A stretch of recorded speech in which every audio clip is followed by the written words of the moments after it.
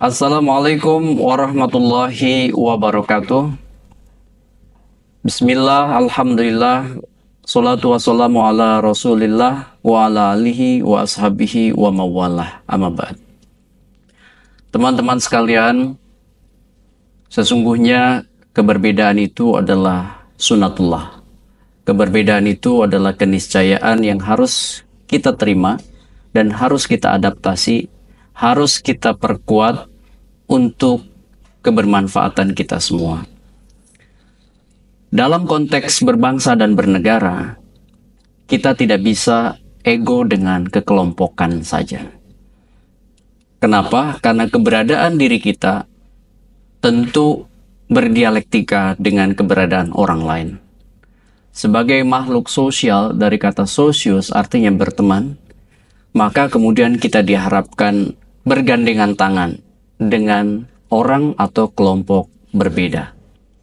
Tentu tidak mesti harus selalu seragam. Kenapa? Karena sejatinya kita memiliki karakteristik yang berbeda-beda, baik suku, agama, ras, maupun antar golongan.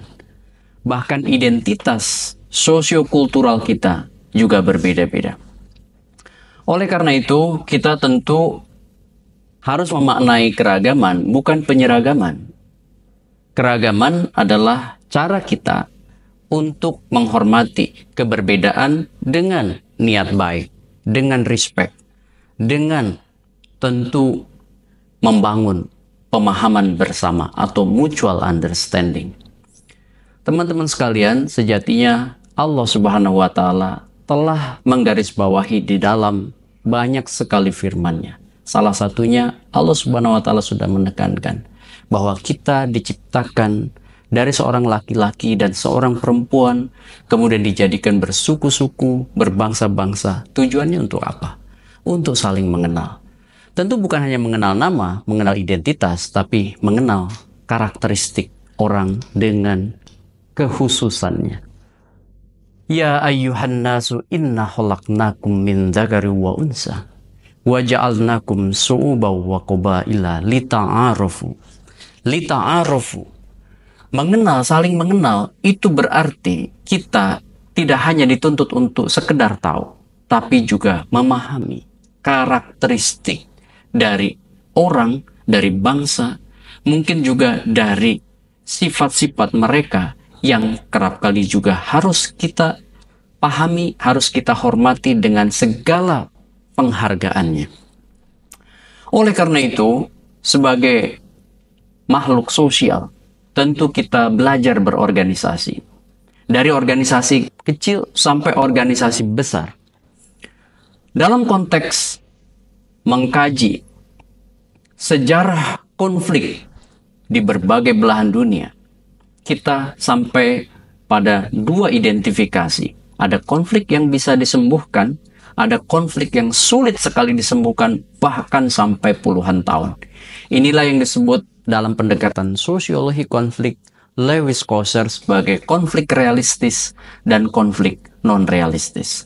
Konflik realistis biasanya sembuh setelah konfliknya usai dan bersifat temporer.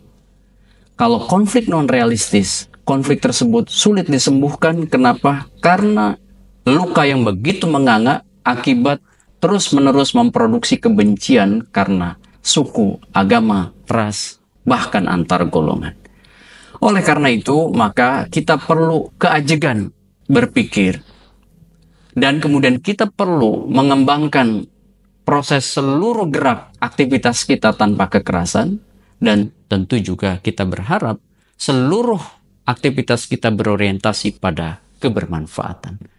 Teman-teman sekalian, bangsa dan negara di dunia seringkali terkotak-kotak oleh kepentingan dan ambisi pribadi maupun partai politik, ya, dan kelompok-kelompok bisnis.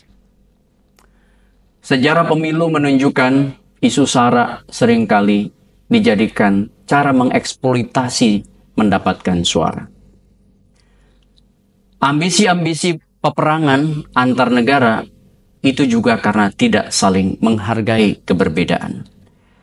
Oleh karena itu, maka kita perlu belajar banyak, ya. dari sejarah politik, sejarah sosial, sejarah kebudayaan kita.